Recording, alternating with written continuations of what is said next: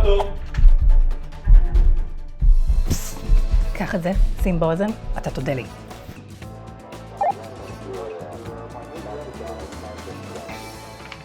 אהלן. שלום. שב. שב זקוף. תהיה מוכן, הוא הולך לבקש ממך עכשיו לספר קצת על עצמך. ספר לי קצת על עצמך. תתחיל מהניסיון וההשכלה, ואז תעבור ללמה אתה רוצה לעבוד שם. היי, אני רון, אני עובד כראש צוות במחלקת שירות. ספר לי על איזה תכונה שלילית שלך. אני הוא לא פרפקציוניזם. אל תספר לו על הבעיה, תספר לו איך אתה מתמודד איתה. לרוב כשאני בעבודות. התקבלת.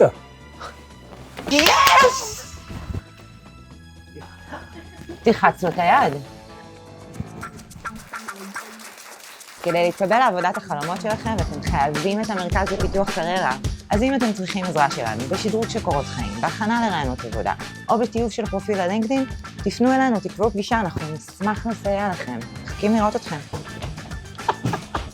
כולם הביתה, מצאנו את האחד.